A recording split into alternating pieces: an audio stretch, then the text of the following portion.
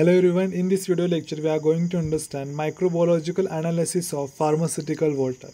Already we saw that the different types of pharmaceutical water which is used in the pharmaceutical industries and life science processes. Now in this video we are going to see that how that water will be processed in the pharmaceutical industry in the view of microbiological analysis. And let's start with introduction. Now the question arises that why we have to study or why we have to do the microbiological analysis of pharmaceutical water. So simple answer is there to estimate the numbers of bacteria present and if needed to find out what sort of bacteria they are. So why we have to do the microbiological analysis of pharmaceutical water? So simple, we have to find out the bacterial count from there, and on the basis of that we can move further testings. Identify existing problems. Now see, like many problems will be assorted or will be assorted with the water. For example, the color of water, the odor of water, or the different chemical properties of the water will be assorted with the water, and that properties we have to find out, and on that properties or on that problems we have to take solution, or we have to find out the solutions, and then that water should be taken inside. Ensure water is suitable for the intended use, especially if used for drinking by humans and animals. Now see, after taking that water inside the pharmaceutical industry, that water should be processed for the purification, and after that we have to use for the different purposes. Track changes over time. Now we know that when the water comes inside the pharmaceutical industry, that water is considered as a raw water, and that raw water is processed further for the purification, and after purification that water is processed further and further purification with the help of different process, because in the industry not only one type of water is required, because like different types of as I told you, 9 types of water is required in the industry for the process purpose. So during this process what happens, the water characterization, or that may characteristics may be physical or maybe chemical or maybe anything, that characteristics of that water will change time to time because of these processes. So that changes in the water time to time, that changes we have to record or we have to track. Determine the effectiveness of a treatment system. As I told you, the different like processes are carried out with the water when it comes inside the pharmaceutical industry. So that processes will affect on the water, and that effectiveness we have to determine time to time in the processes. So that's what there is a need to do microbiological analysis of pharmaceutical water. Now first method is the light scattering method. Now see, in this method what we have to do. Now light scattering method can be used for the detection of water pathogens. Now see, this light scattering method is mainly used for the water detection of water pathogens. This is form of flow cytometry. Now we know that what is flow cytometry, where we can detect the cells easily from the any sample. With this method, as the slip stream passes through the flow cell, it also passes through laser beam. When particles of 0.4 microns to 10 microns in size are present, a specific multi-angle light scatter pattern will be captured by the unit's photodetector. Now see here what they are trying to say, that when particles of 0.4 to 10 microns in size are present, a specific multi-angle light scatter pattern will be captured by the unit's photodetector. Now see, there is a photodetector, and in that photodetector, if the size of the water particle is in between the 0.4 to 0.10 micrometer or microns, that size or the light scattering by that particle is detected in the photodetector. This pattern is then analyzed and compared to bio-optical signatures database using priority algorithm. Then whatever the light scattering is there, that light scattering is detected by the photodetector, and further that is analyzed for the biocapture signatures. From this analysis, relative concentration is calculated and detected particles are classified as bacteria, spore, protozoans, or unknown. The system does not provide viability data as it cannot differentiate between the live and dead microorganisms. To carry out microbial identification, a portion of the same sample must be remained and cultured. So light scattering method is a very simple method where we can detect the water pathogens from the pharmaceutical water, and this works as like flow cytometry, where the water is passed through one detector, and where the light scattering occurs, and that light scattered detected will be detected by the photo detector, and this will be further analyzed for the comparison of the bacterial cell or any other unknown culture. Now next method is the plate count method. Now this method is very familiar with us because we always use this method in microbiological labs. Now what happens in this technique?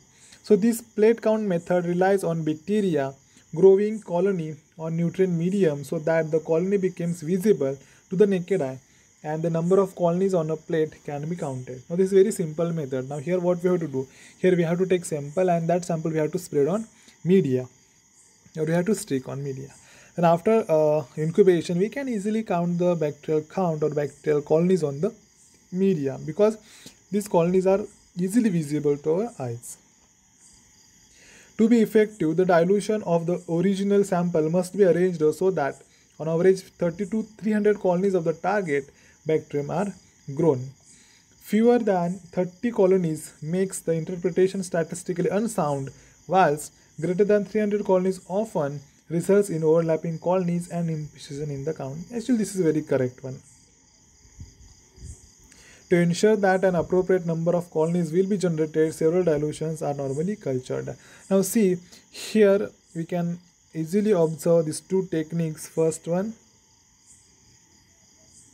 the pour plate, and second one, spread plate. Now see, this one pour plate and this is a spread plate technique.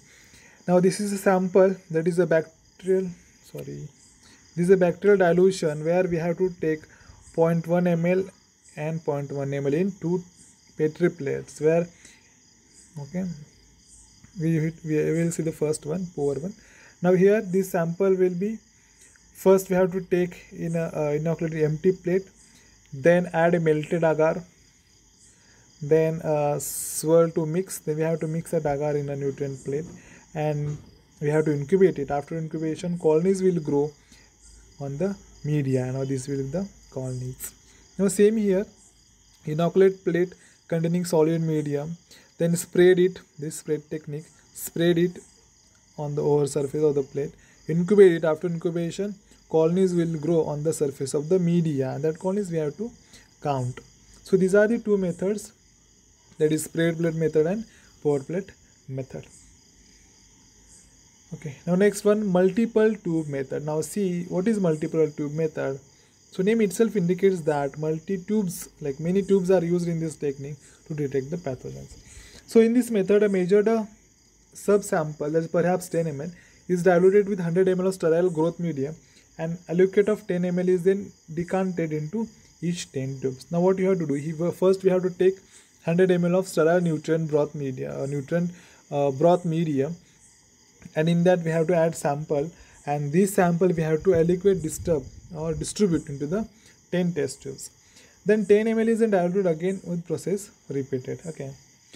At the end of 5 dilutions of this produces 50 tubes covering the dilution range 1:10 through to 1:1000. So this is very easy, that we know this dilution. Okay. First, if we add 1 ml dilution in second test tube, then this will be 1:10. Then this will be 1:100, like that we know the dilution number. The tubes are then incubated for microbial growth. Statistical tables are then used to derive the concentration of organisms in the original sample. This method can be enhanced by using indicator medium, which changes color when acid forming species are present, and including a tiny inverted tube called Durham's tube.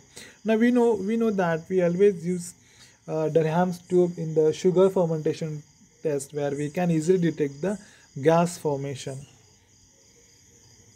in each sample tube. The Durham inverted tube catches a gas produced, as I told you now only. The production of gas at 37 degrees Celsius is strong indication of the presence of Escherichia coli. Now see here in the multiple tube method, we can easily detect the Escherichia coli by the production of gas in the Durham's tube. Now what we have to do here, first we have to take one that is stock sample, means mother sample. From this sample we have to add 99 ml in 10 test tubes. Okay, then at the same time we have to prepare the serial dilution of the same sample. Then we have to incubate it. After incubation we have to observe the changes in color. Next method is ATP test. Now see, for the ATP test, nowadays in the market there are like small meters are available. That meters are called as ATP meter. Now ATP test is the process of rapidly measuring active microorganisms in water through detection adenosine triphosphate. Now in this method what we have to detect? We have to detect the adenosine triphosphate, that is ATP. ATP is a molecule that only found in around living cells, and as much it gives a direct measure of biological concentration in health. Now we know that ATP means adenosine triphosphate. It is present inside the living cell. So if we got positive results, positive results in the sample, then we can easily say that someone like living things or biological things are present inside the sample. ATP is quantified by measuring the light produced through its reaction with the naturally occurring enzyme firefly luciferase using luminometer. Now we know this luciferase enzyme is mainly known for its fluorescence actions. The amount of light produced is directly proportional to the amount of biological energy present in the sample. Yeah, it's correct one. Second generation ATP tests are specifically designed for wastewater treatment industrial applications, where for the most part samples contain variety of components that can be interfere with the ATP assay. So ATP test is very important test where we can detect the adenosine triphosphate from the sample. So adenosine triphosphate means we have to detect the biological sample, biological things like microorganisms from the sample. And nowadays in the market ATP meter is available. Next one, membrane filtration technique. Now here most modern laboratories use refinement of total plate count, in which cell dilutions of the sample are vacuum filtered through purpose made membrane filters, and these filters are themselves laid on nutrient agar medium with sealed plates. The methodology is otherwise similar to conventional total plate counts. Membranes have a printed millimeter grid printed on and can reliably used to count the number of colonies under a binocular microscope. Now see here what we have to do. First we have to take the filtration unit, and here we have to feed the filtrate membrane, that is filter membrane. Then we have to pass the sample through this filtration unit, and although the microorganisms are there or pathogens are there, these pathogens will slow down or will settle down on this filter membrane. And this filter membrane, we have to remove this filter membrane with the help of clip, and this filter membrane we have to insert on the media. Okay, and after that we have to incubate it. After incubation we can easily observe the growth of microorganisms. Next one, most probable number. Now this is a very important test which is used for the water analysis in microbiological lab and pharmacy industries. Now most probable number or analysis is a statistical method based on the random dispersion of microorganisms per volume in a given sample. In this method, measured volumes of water is added to a series of tubes containing liquid indicator growth medium. The media receiving one or more indicator bacteria show the growth and characteristic color change. Color change is absent in those receiving an inoculums of water without indicator bacteria. From the number and distribution of positive and negative reactions, the MPN of indicator organisms in sample may be estimated by the reference to statistical tables. MPN test is completed in 3 steps, that is presumptive, confirmed and completed test. Now see, this most probable number is the most important technique for the analysis of water, that is microbiology analysis of water. So here what we can do, here we can easily detect the coliforms from the sample with the help of these 3 tests, that is presumptive, confirmative and confirmed and completed test. Now what we have to do here we have to take sample and we have to use indicators. On the basis of color change, we can easily assume or we can easily conclude that presence or absence of coliform bacteria. Now let's see in detail. Now first it is the presumptive test. Now here this test is used for the detection and estimation of coliform in water sample. Now coliform means what? For example, Escherichia coli. For the estimation of coliforms, lactose containing broth medium is used. Now this lactose containing broth is very famous for the Escherichia coli, because we know that Escherichia coli is also present in the colon, like your intestine. So they want like favorable growth for their conditions, and this broth will, or this media will provide the good growth conditions or favorable conditions for their growth. Commonly used media is McConkey's broth medium that contains the indicator bromocresol purple. An inverted Durham's tube is placed. The color of media changes via yellow, and on collection of gas in Durham's tube, bacteria are presumed to be coliform. Number of positive tubes are counted and referred to the standard chart to the find MPN of the total 100 ml of water sample. Now let's see how we can perform this method. First one, prepare McConkey's purple media of single or double strain in test tube with Durham's tube and autoclave. Then take 3 sets of test tubes containing 5 tubes in each set, one set with 10 ml of double strength, other 2 containing 10 ml of single strength. Using sterile pipettes, transfer 10 ml of water to each of double strength broth tubes. Transfer 1 ml of water sample to each 5 test tubes and one set of single broth, and transfer 0.1 ml water to 5 tubes of remaining last set of single strength broth tubes. They incubate at 37 degrees Celsius for 24 hours. After incubation, observe the gas production in Durham's tube and observe the color change in the media.